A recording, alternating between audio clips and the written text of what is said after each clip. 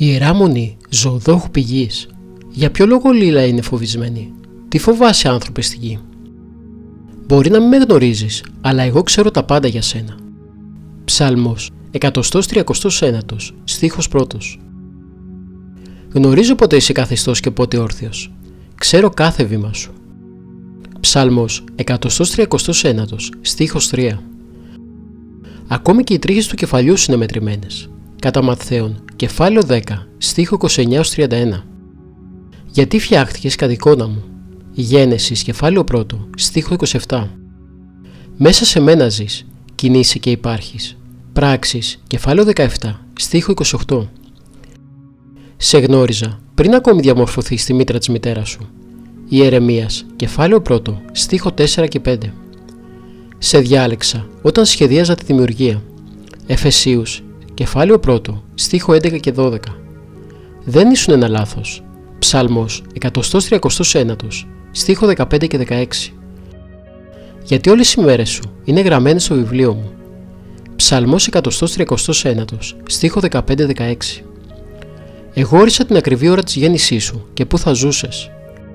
Πράξεις, κεφάλαιο 17, στίχο 26. Γιατί φοβερά και θαυμάσια διαπλάστηκες. Ψάλμος 139, στίχο 14. Εγώ σε διαμόρφωσα στη μήτρα της μητέρας σου. Ψαλμός 139, στίχο 13. Και σε έφερα στον κόσμο την ημέρα που γεννήθηκες. Ψαλμός 71, στίχο 6. Με έχουν παρουσιάσει λάθος οι άνθρωποι που δεν με γνωρίζουν. Κατά Ιωάννη, κεφάλαιο 8, στίχο 41-44. Δεν είμαι απόμακρος και θυμωμένος, αλλά είμαι η απόλυτη έκφραση της αγάπης. Κατά Ιωάννη, κεφάλαιο 4, στίχο 16. Και είναι επιθυμία μου να σε κατακλείσω με την αγάπη μου. Κατά Ιωάννη, κεφάλαιο 3, στίχος 1. Απλά επειδή είσαι παιδί μου και είναι επιθυμία μου να σε κατακλείσω με την αγάπη μου. Απλά επειδή είσαι παιδί μου και είμαι ο πατέρας σου. Κατά Ιωάννη, κεφάλαιο 3, στίχο 1. Σου προσφέρω περισσότερα από όσο θα μπορούσε ποτέ να σου προσφέρει ο σαρκικός σου πατέρας. Κατά Ματθαίον, κεφάλαιο 7, στίχο 11. Γιατί είμαι ο τέλειος πατέρας. Κατά Ματθαίον, κεφάλαιο 5, στίχο 48. Κάθε καλό δώρο που λαμβάνεις έρχεται από το δικό μου χέρι. Ιακώβου, κεφάλαιο 1, στίχο 17. Γιατί εγώ είμαι ο προμηθευτής σου και φροντίζω για όλες τις ανάγκες σου. Κατά Ματθαίο, κεφάλαιο 6, στίχο 31-33. Το σχέδιό μου για το μέλλον σου είναι πάντα γεμάτο με ελπίδα. Ιερεμίας, κεφάλαιο 29, στίχο 11. Γιατί σε αγαπώ με αγάπη παντοτινή. Ιερεμίας, κεφάλαιο 31, στίχο 3. Οι σκέψεις μου για σένα είναι αμέτρητες, όπως η κόκκι άμμου στην ακρογελιά. Ψάλμος 139, στίχο 17 και 18. Και χαίρομαι για σένα με τραγούδια. Σοφονίας, κεφάλαιο 3, στίχο 17. Δεν θα σταματήσω ποτέ να κάνω καλό για σένα.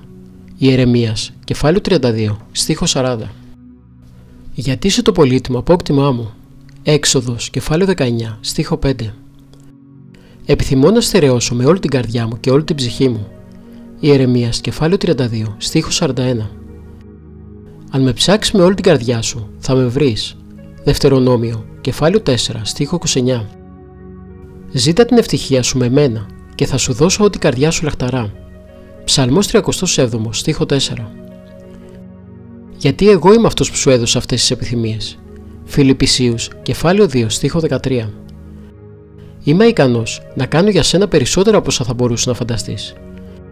Εφεσίους, κεφάλαιο 3, στίχο 20.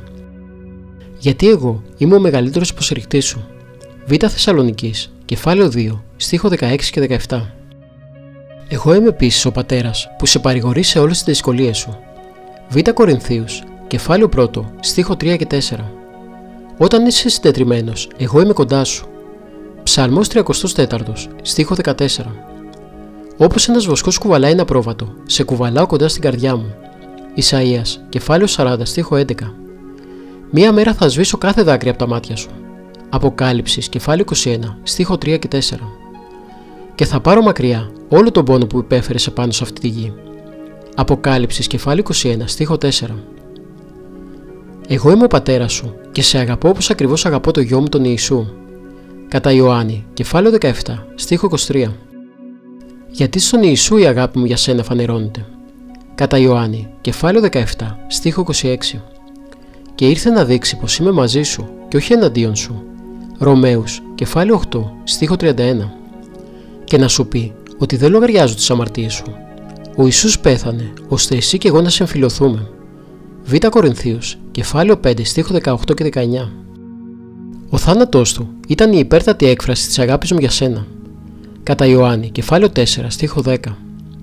Έδωσα ό,τι αγαπούσα περισσότερο για να κερδίσω την αγάπη σου. Ρωμαίους, κεφάλαιο 8, στίχο 32. Εάν δεχθείς το δώρο του γιού μου, του Ιησού, δέχεσαι εμένα. Α Ιωάννη, κεφάλαιο 2, στίχος 3. Και τίποτα δεν θα σε χωρίσει πια από την αγάπη μου. Ρωμαίους, κεφάλαιο 8, στίχο 38 και 39. Έλα σπίτι και θα κάνω τη μεγαλύτερη γιορτή που έχει γίνει στον ουρανό. Κατά Λουκά, κεφάλαιο 15, στίχο 7. Ήμουν πάντα πατέρας και θα είμαι πάντα πατέρας. Εφεσίους, κεφάλαιο 3, στίχο 14 και 15.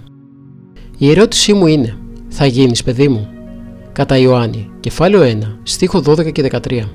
Σε περιμένω. Κατά Λουκά, κεφάλαιο 15, στίχο 11 έως 32.